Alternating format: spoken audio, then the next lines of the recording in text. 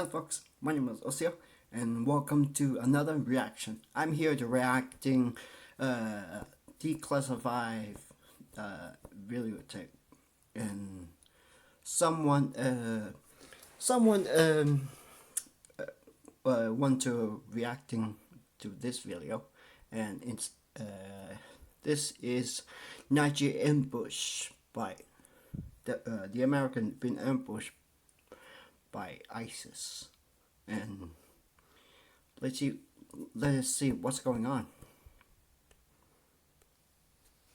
Okay, all right, this should be enough. And also, I'm drinking some coffee.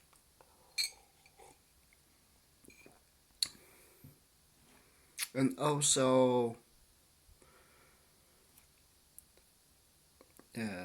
this is not for the children. Viewer discretion is advised.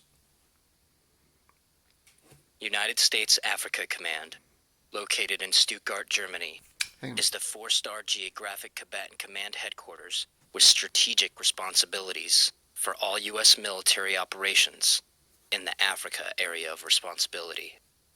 Special Operations Command Africa, also in Stuttgart, Germany, is the 2-star theater headquarters responsible for command, control, and operational employment of all U.S. special operations in the Africa area of responsibility. Special Operations Command Forward, North and West Africa, located in Baumholder, Germany, is the colonel-level group headquarters responsible for command, control, and tactical employment of U.S. special operations in the northern and western areas of Africa, including the Maghreb and Sahel. Special Operations Command and Control Element, Lake Chad Basin, located in N'Djamena, Chad, was the lieutenant colonel level battalion headquarters, responsible for command and control of 2 advanced operations bases and tactical synchronization of the U.S. special operations in the region. Advanced Operations Base Niger, located in Niamey, is the company headquarters, commanded by a Special Forces Major, which exercises the tactical command and control over multiple Special Forces Operational Detachments Alpha in Niger. At the time of this operation, the acting AOB Niger commander was a Special Forces captain. The AOB Niger commander controls multiple U.S. Special Operations Forces teams, whose purpose is to train host nation partner forces, enhance host nation security assistance efforts, and conduct counterterrorism operations and surveillance and reconnaissance missions with host nation forces. Southwestern Niger has become a main trafficking route for ISIS Greater Sahara forces. On October 2, 2017, the U.S. SOF team based in Wallam received intelligence that a high-value individual, a sub-commander from the ISIS Greater Sahara forces, may be moving into their area of operations. The team submitted a mission plan for the vicinity of Tiloa for the next day. The concept of operations that was submitted for approval stated that the purpose of the mission was to conduct a civil and military reconnaissance in the vicinity of Tiloa in order to improve situational awareness of the border region and to improve the effectiveness of military efforts to disrupt ISIS-GS activity in the area. Key to this mission, as drafted, was to coordinate with Zone 1 and Zone 4 leadership for host nation support and permissions, conduct key leader engagements with civil and military leaders in select villages, and assess the population's attitudes towards ISIS-GS. The mission plan did not accurately characterize the intended purpose of the mission. The mission was, in fact, to pinpoint the location of and capture, or if necessary kill, the ISIS-GS sub-commander. Oh wow. The inaccurate mission plan was approved by the acting Advanced Operating Base Commander in Niamey and forwarded to the Special Operations Command Control Element Commander, located in N'Djamena, Chad. The teams manning for this mission consisted of 8 U.S. Special Forces soldiers, 2 U.S. Special Operations support soldiers, 1 intelligence contractor, 1 Nigerian interpreter, a 3-man Nigerian reconnaissance team, and a 31-man Nigerian partner force. The team's U.S. SOF personnel traveled in 3 vehicles, 2 of which were equipped with mounted M240 machine guns. The 34 Nigerian personnel traveled in 5 additional vehicles. Once in Tiloa, the team searched for but could not successfully locate the ISIS GS subcommander. They conducted the rest of their mission and began their return to base. During the team's return to base from Tiloa, they received high-confidence intelligence that placed the ISIS GS subcommander northwest of Tiloa, near the Mali border. This time-sensitive intelligence gave the Nigerian and U.S. forces a narrow window to capture him while he remained in Niger. The approved concept of operation called for another U.S. and Nigerian partnered force to clear the target, with the Wallam-based team serving as a quick reaction force. However, due to weather constraints, the other team was forced to return to base.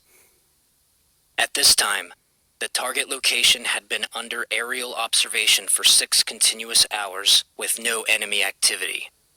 The SOCC commander assessed the mission was low risk and directed the Wallam-based team to clear the target location. Through the night of October 3rd, the team made the difficult movement north to the target. On the morning of October 4th, the team reached the objective at sunrise, but the enemy had already departed the area. The team discovered enemy rations, a motorcycle, drying uniforms, and warm fire pits. Partner Nigerians destroyed the enemy material, including the motorcycle. After completing the mission near the Mali border, the team was directed by AOB Niger to return to base. Prior to departing, the team commander directed the overhead ISR asset to maintain coverage on motorcycles heard in the vicinity of the objective in order to gather intelligence on possible enemy routes into Mali. The team departed at approximately 0830 hours and stopped at the village of Tongo Tongo at 1030 hours, so the Nigerian forces could eat breakfast and get water. As the team waited, they conducted an impromptu key leader engagement with the village elder. During the key leader engagement, team members met with leaders and 27 men of the village. The meeting lasted about 30 minutes longer than the team commander expected. At 11:35 hours, the team moved out of the village of Tongo Tongo on their planned route.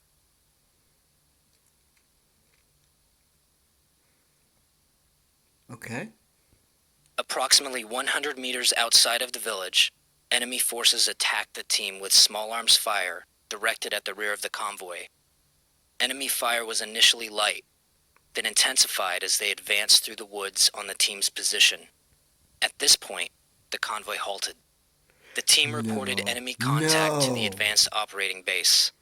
U.S. Vehicle 1 and U.S. Vehicle 3 immediately began returning fire with their mounted M240 machine guns, while team personnel exited vehicles, donned personal protective equipment, and returned small arms fire. The team commander and 4 Nigerian soldiers maneuvered on foot to the southeast to flank what was estimated to be a small enemy force. At this time, the Nigerian, AOB, and SOCC commanders began sending response elements to the team's location. How did this happen? The team sergeant moved forward with U.S. Vehicle 3 to better control the unit and to coordinate machine gun fire with U.S. Vehicle 1. Staff Sergeant Jeremiah Johnson moved from U.S. Vehicle 3 back to near U.S. Vehicle 2, intending to fire an AT-4 anti-tank rocket at the enemy toward the north. The investigation determined that Niger Vehicle 5 departed the ambush site during this period, but did not determine precisely when or by what route. The commander's flanking element continued their movement until a body of water prevented them from advancing further. They identified and engaged enemy fighters across the body of water. The team commander observed a larger than expected enemy force moving to his east, which consisted of motorcycles and vehicles with mounted heavy machine guns. What? The flanking element returned to the halted convoy at 11:57 hours and issued the order to move south to prevent being outflanked by enemy forces. The movement was not immediate, as the team commander and team sergeant had to rally and recover Nigerian forces who had taken cover in the woods. Niger Vehicles 3 and 4 were immobilized and abandoned. Niger Vehicles 1 and 2 were the first to depart. As the rest of the team loaded into their vehicles, they saw Staff Sergeants Brian Black, Jeremiah Johnson, and Dustin Wright in the vicinity of U.S. Vehicle 2. The team commander signaled to begin movement, and Staff Sergeant Jeremiah Johnson acknowledged the order with a thumbs up. A team member threw a smoke grenade to conceal the team's movement. Staff Sergeant Dustin Wright entered U.S. Vehicle 2 and began driving it slowly forward, while Staff Sergeants Brian Black and Jeremiah Johnson walked along the protected side of the vehicle. Staff Sergeant Brian Black moved slightly ahead of U.S. Vehicle 2 and was killed by enemy small arms fire. Staff Sergeant Dustin Wright stopped and exited the vehicle. Staff Sergeants Jeremiah Johnson and Dustin Wright remained with Staff Sergeant Brian Black until overwhelming enemy fire forced them to withdraw. 85 meters southwest of U.S. Vehicle 2, Staff Sergeant Jeremiah Johnson was shot and rendered immobile. Staff Sergeant Dustin Wright stopped, returned to near his teammate's position, and continued to engage the enemy until both were fatally wounded.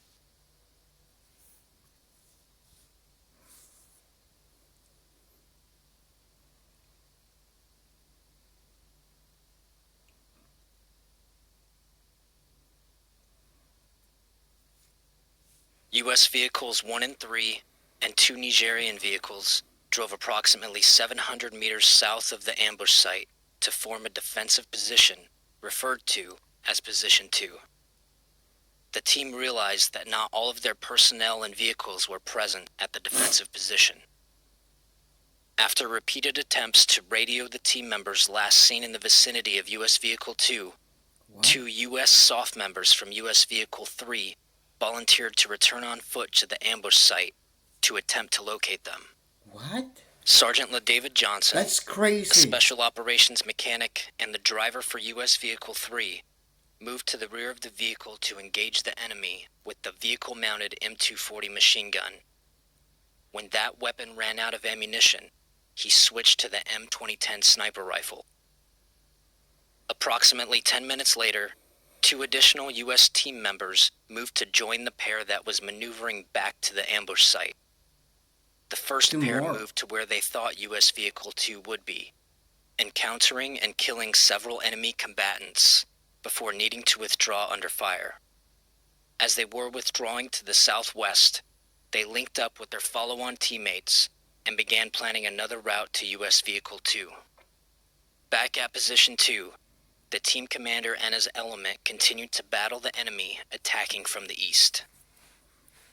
At approximately 12:25 hours, enemy gun trucks and dismounted forces opened fire on Position 2 from the southeast. The overwhelming fire forced the team commander to order a withdrawal. Two Nigerian vehicles departed the area, moving to the southwest. U.S. Vehicle 1 circled the perimeter under intense fire, gathering American and Nigerian personnel. Simultaneously, Sergeant LaDavid Johnson and Nigerian personnel attempted to board U.S. Vehicle 3. Special Operations members last saw Sergeant LaDavid Johnson moving around to the driver's position of U.S. Vehicle 3 between 12:25 and 12:30 hours. U.S. Vehicles 1 and 3 came under overwhelming enemy machine gun fire, preventing Sergeant LaDavid Johnson from entering his vehicle. Believing Sergeant Johnson was in control of his vehicle, the driver of U.S. Vehicle 1 accelerated hard to the northwest. Unable to enter U.S. Vehicle 3, Sergeant Johnson and two partner Nigerians became separated from U.S. Vehicle 1. They escaped on foot, eventually running to the southwest with the enemy in pursuit. Like when this on the count. Okay, but we're covering. How will this happen? It's happening so quick. Is it? The Nigerian soldiers were killed with small arms fire roughly 400 meters from position 2. Sergeant Johnson evaded for an additional 450 meters and reached the only concealment in the vicinity, a single thorny tree.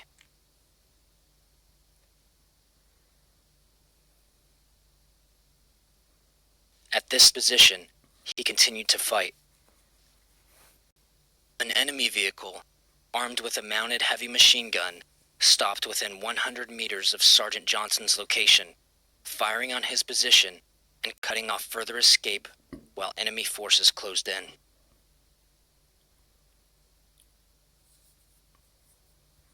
That's so bad.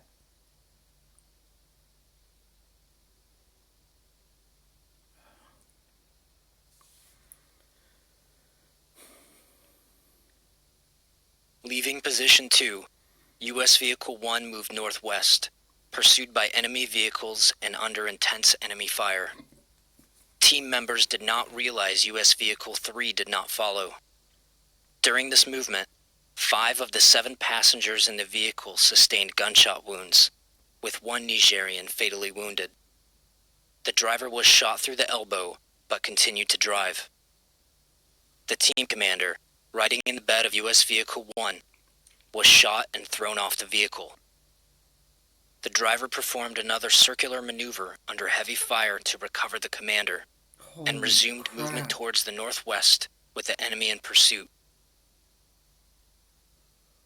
Once inside the tree line, U.S. Vehicle 1 became stuck in mud. The 4 Special Forces soldiers who previously went to the ambush site saw U.S. Vehicle 1 and moved to rejoin those team members. At 12:33 hours, the team radioed that they were being overrun. This was the team's first report for assistance. Expecting their radios would be recovered by the enemy, the team disabled them, ending the ability to communicate using these devices. 7 American and 4 Nigerian personnel fled U.S. Vehicle 1, evading under concentrated small arms and mortar fire. They destroyed their own radio. They moved through the swamp, broke contact with the enemy, Wow. and stopped at the clearing on the northwest side of the wooded area. The team established a hasty defense at this location at approximately 12:50 hours. They wrote short messages to loved ones on personal devices, believing they would soon be overrun. By 13:11 hours, 2 U.S. unarmed, unmanned aerial vehicles arrived on station, establishing communications with both the team and inbound French aircraft. Whoa. 2 French Mirage aircraft arrived at 13:18 hours, but were unable to determine friend from foe. The French performed 2 shows of force at 13:20 and 13:25 hours. Wow. At this time, the enemy ceased pursuing the team, but remained in the area. So, are those At 13:30 hours, the team relayed their location, the status of casualties, and requested a medical evacuation for the wounded. Beginning at 14:58 hours, the Mirages executed 2 more shows of force at treetop level. This caused the enemy elements to rapidly depart the area. French helicopters arrived in the vicinity at 1600 hours and searched for the team for 40 minutes. A team member moved into a clearing, waving an American flag to the helicopters to establish their identity as friendly forces. At 1641 hours, the Special Operations Command Africa Commander in Stuttgart, Germany, recommended to the U.S. Africa Command Commander that they declare a personnel recovery event. This notified units throughout the Department of Defense that service members were missing and activated contingency planning efforts. Concurrently, a Nigerian response force arrived by vehicle at the team's location and mistook the team for enemy forces, firing on them for 48 seconds with automatic weapons until they were positively identified. Fortunately, no one was injured further. French commandos and Nigerian forces secured the landing zone, enabling the French helicopters to land at 16:55 hours and evacuate the team 31 minutes later. That was so close. At approximately 18:25 hours, Nigerian quick reaction forces discovered the remains of Staff Sergeant Brian Black, Staff Sergeant Jeremiah Johnson, and Staff Sergeant Dustin Wright at the ambush site. At this time, Sergeant LaDavid Johnson's status and whereabouts were still unknown. Throughout the remainder of the evening of October 4th, and over the next 36 hours, 3 ISR assets searched for friendly signals and signs of life. Additional U.S. SOF teams, French commandos, and Nigerian forces swept the ambush site and surrounding area in an effort to recover the dead or wounded. The search teams and ISR assets did not locate Sergeant LaDavid Johnson due to the distance from his last known location and the density of the tree under which he had concealed himself. At 06:25 hours on October 6th, as nationally controlled personnel recovery elements staged for the search and recovery of Sergeant LaDavid Johnson, Tongo Tongo locals notified Nigerian military that they had found the remains of a soldier. At 1200 hours, the Nigerian military arrived at the location of Sergeant LaDavid Johnson. When Sergeant Johnson was found by Nigerian forces, he was beneath the dense canopy of a thorny tree. Sergeant Johnson was found lying on his back with his arms to his sides. His hands were not bound. Sergeant Johnson was clothed, though his boots and serviceable equipment had been removed by the enemy. The investigation determined Sergeant Johnson was not captured alive. His remains were transferred to U.S. custody at 15:22 hours.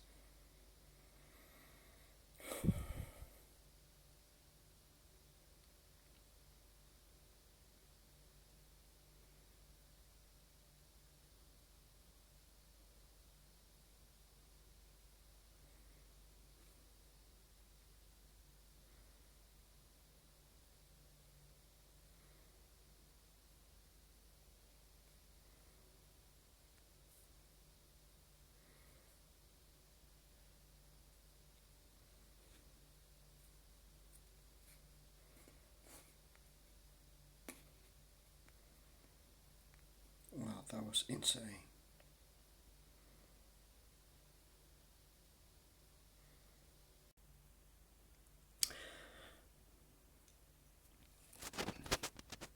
Well, these kind of ambushes, it's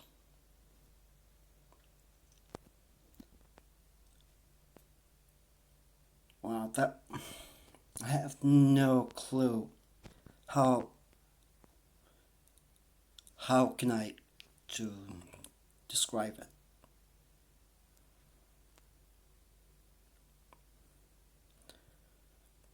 For the last soldiers was completely unknown what happened to him.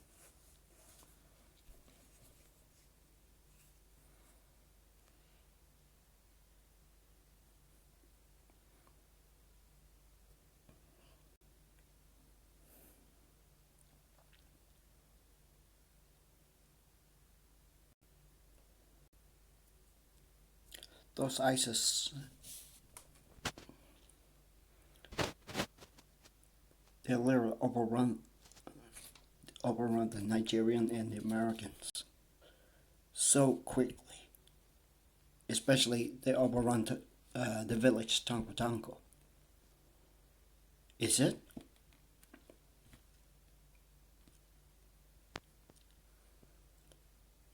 I don't know. I don't know anything about military strategy, all these kind of stuff.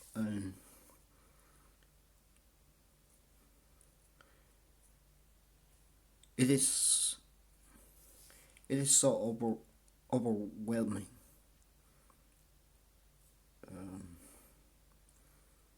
All these current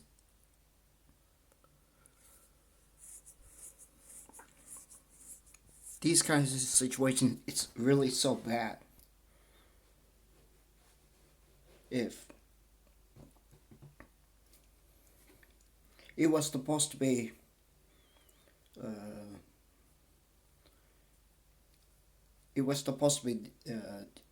to arresting the ISIS leader, ISIS GS leader.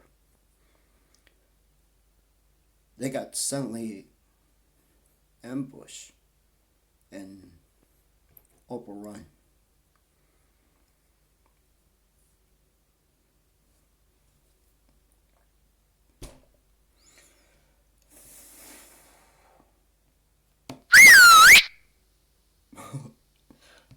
Sorry about that. And well, have no. I hopefully. How can I say this? I really hope. I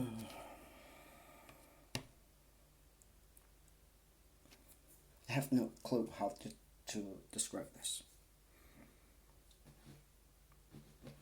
Well, that was all today, guys. Alright, guys, see you on the next video. Jenny.